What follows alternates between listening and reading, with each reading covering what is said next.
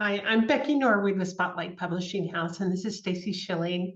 We wanted to do a cool showcase. Now, Stacy has done some really cool stuff. She has a whole series of books that she's putting out, along with a lot of other wonderful things.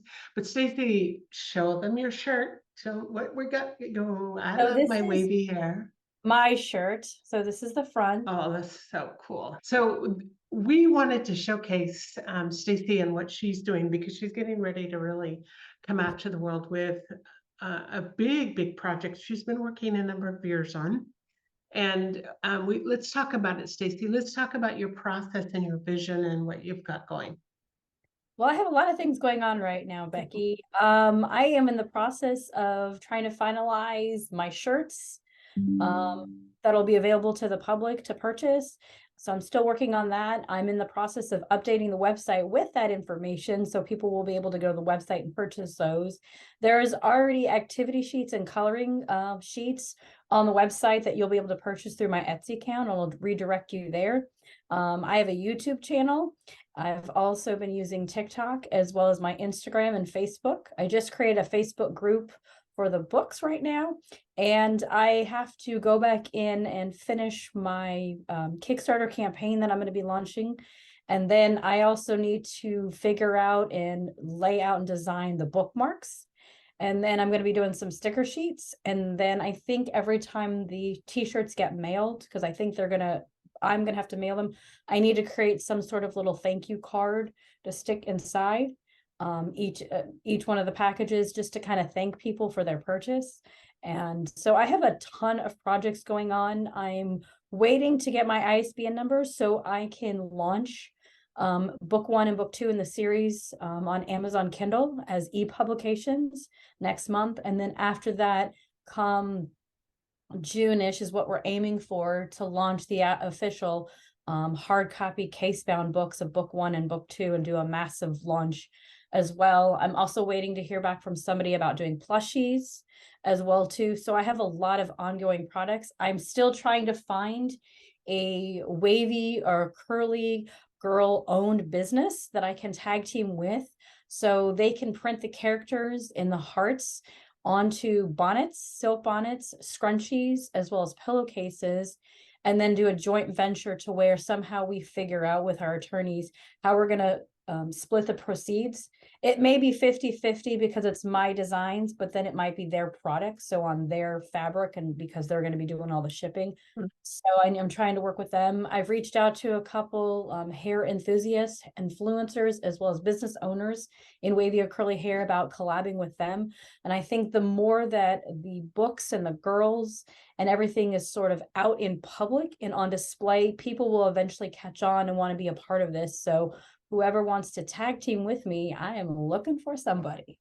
Ah, that is so cool. It's such a big picture, and I know the number of young girls that would just absolutely love to be a part of this. To learn about it, know what to do with their crazy wild hair. I have a couple of granddaughters with incredibly wild hair, and just to see them learn how to manage it, it would be so awesome. Yeah, as well as giving them the confidence to be able to be comfortable in their own skin. A lot of girls, when they're young, sometimes they don't know how to take care of their hair. Sometimes they might get teased at. I've been reading and seeing a lot of women who have wavy hair, even curly hair, that were told to like brush your hair. Why don't you brush your hair? But they didn't know when they were kids growing up that they had wavy hair. They just thought it was frizzy. And that's what a lot of people are taught is if your hair is poofy, it's frizzy hair, and they don't actually realize it's a hair texture and a hair type. And there's a whole methodology to be able to take care of that hair and to wear it with pride the way that you want it. And everybody has a hair type. We go from 1A all the way to 4C in that category. So someone's going to fall into one of those categories, and they're also going to be a mixture of those two. So I want them to be able to know what to do and how to take care of their hair. I want them to feel comfortable that when an adult is telling them to brush their hair dry or to wear it a certain way or use a certain product, I want them to say, stop. That's not how I take care of my hair. The Frizz Girls taught me that this is what I need to do, and I'm going to do it my way based on what they're teaching me. And I want them to stand up for themselves and to be able to know that this is their hair And it's okay to have wavy hair. It's okay to have curly hair. And it's okay to wear it with pride because that's the hair you were given. Don't be ashamed or afraid of it, embarrassed by it. Learn how you can embrace it and what products you're going to use, what techniques you're going to use, what styling methods, what is going to make you happy with your hair on your head. And that's the key too, is how do you find that happiness in yourself with what you've been given? And also wearing it the way that you feel comfortable in your own skin. That's beautiful. And you can see this is all natural curl. And Yes, yes. when I was growing up, it was actually down to my waist, but because it's so curly, it was like right up to here. And I would Ah. put it in, if I braided it, I'd look like Pippi Longstocking. And as I grew up, I learned to use these big old rollers, and I would Ah. put my hair in rollers, and I would be gorgeous because they were big, nice, soft curls that way. Because it's just what I learned to do because I was frustrating to have it look like, and I could go like this, and I would look like I'd have an afro if you wanted one. Growing up, my aunt who's white and she has blue eyes, when she was growing up, she used to have an afro. She's got very curly hair. She's got 3C curly hair. And when she's growing out, she had a big afro and she used to use her pick and fork it out and stick her pick in her afro and go to school like that. And my mom, she had a little bit of a slight wave to her hair. And then my uncle, he had really curly hair. I think he has like 3B, 3C hair, but she had the really tight curls. And so she was able to do that with her hair. And if it grows out too much, we kind of make fun of her, like, your fro's growing out. You might want to reshape. I know, I got to go get it trimmed. And when she gets it trimmed, because she wears it really short, and when she puts gel on, I'm like, ooh, you put gel in your hair. I like it. It looks good. Well, it's amazing what we do with our hair and the problems that it can create. But there's nothing more that gives a girl more confidence than to know how to take care of it and really feel that she looks good. I have a granddaughter that often will wear a little beanie cap, and I don't like it. It's a black beanie cap, and I'm like, take that thing off. You need to, But and when her hair is very, very short, she looks absolutely adorable. But her hair, like from here down, is just really soft and curly, and then the rest of the very frizz. It's like Ah. two different hairs on her head. It's That's actually normal for a lot of people. So I have 2C, 3A hair. So I'm kind of in that in between wavy, curly, but more wavy, and some areas of curly. But it's normal for most people with curly wavy hair to have a mixture of curl types. Sometimes some people will have really straight hair. It'll seem like it's more straighter at the roots, but then underneath it's curly. A lot of that happens from the environment and sun damage, because our crowns of our head and the tops of our head are getting the most amount of exposure by the sun and all the elements out there. And so what happens is sometimes when that happens, our waves and our curls won't go in the direction that we want it to. And sometimes it can be frustrating. So it might seem like some people have straighter hair on the crown, but a lot curlier underneath. And that's just because the underneath layers are not getting as much exposure to the elements as the top layer. Wow, amazing. So the reason we're doing this video is we wanted to showcase Stacy and what she's doing, and then encourage, if somebody if any of you listening to this video, you have somebody that can make great connections, we'll put links that you can contact Stacy, and then will share her progress so that when it's time for the launch, you'll be able to kind of step in and really support her, share it out to people that would really benefit from this. And so, Stacey, what a fun time just to see this. You've been working on this for quite a while, and it's wonderful to see it just starting to come to be. Oh my God, you have no idea. Like, I've been wanting to write a book for years. And for a long time, I wasn't sure what to write the book on. And during COVID, I ended up writing another book.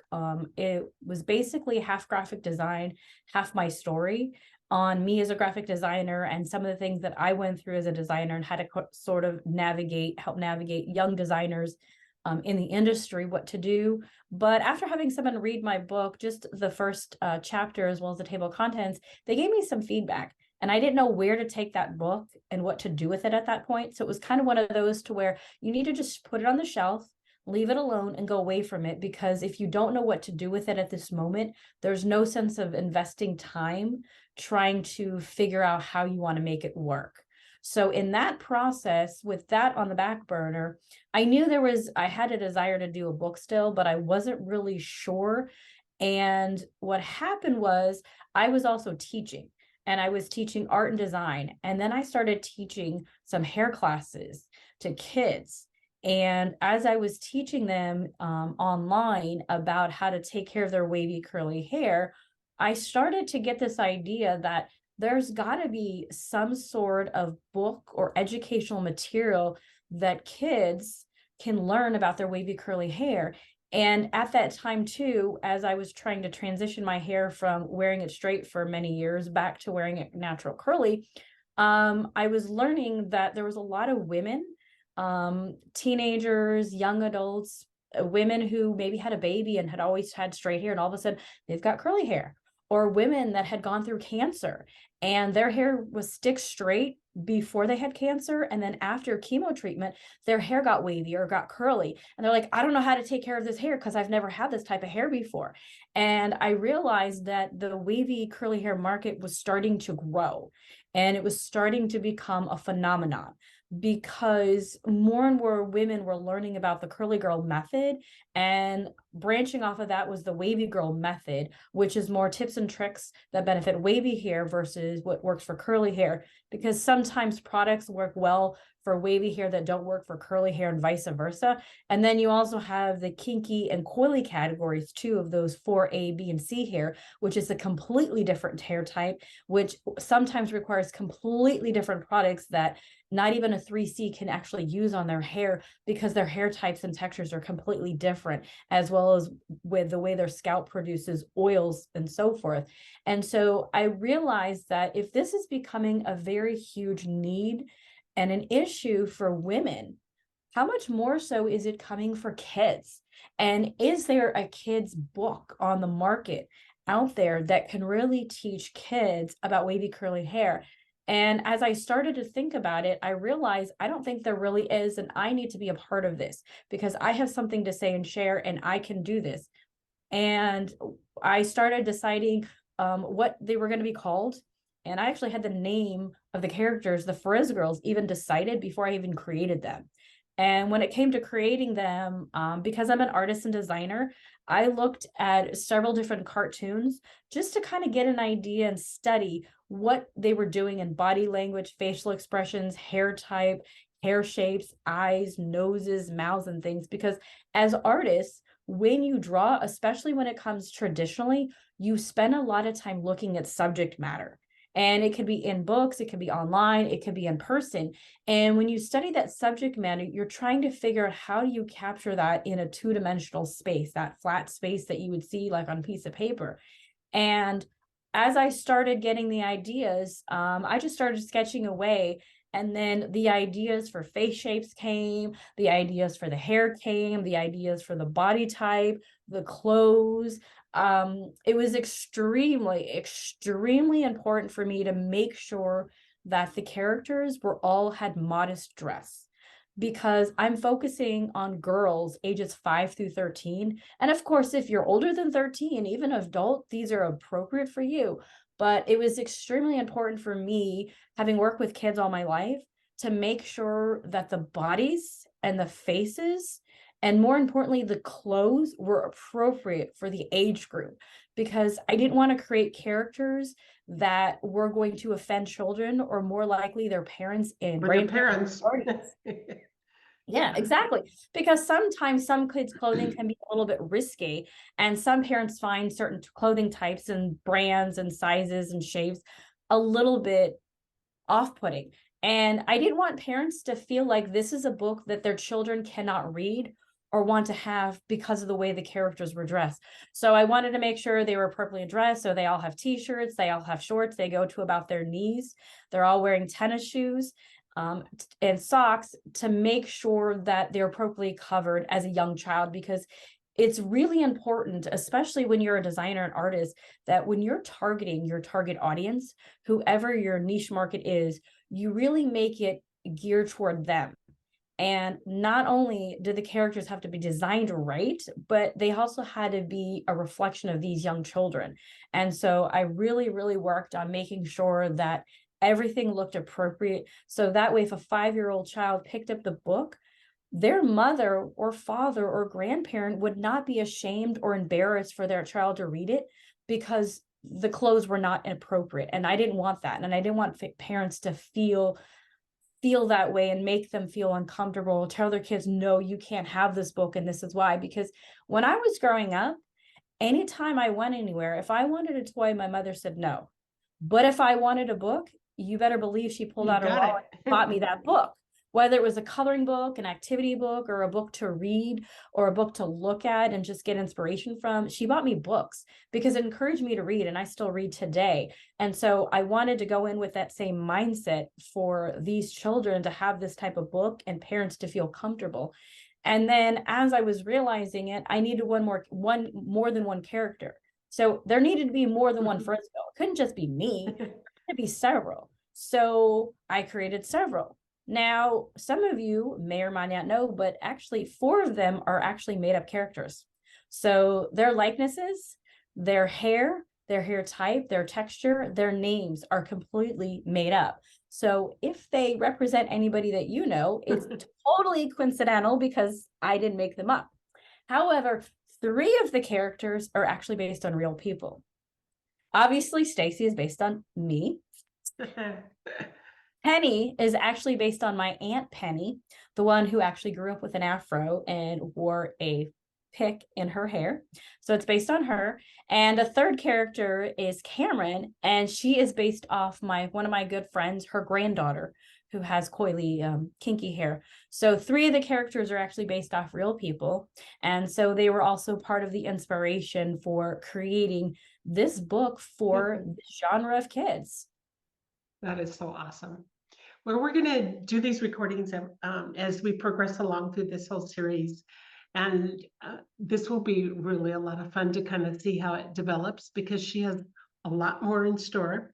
And it's going to be an ongoing process. But, you know, it's all about connections. And at this point, um, as we walk through this process of getting her book out to the world, it will be a truly amazing journey. And if you know anybody that can connect with Stacy, then that's what we would really enjoy, because we want to make sure that it gets out there to the little ones that need, the young ones that need it, and also for the parents who are dealing with making sure those heads are perfectly combed and beautiful.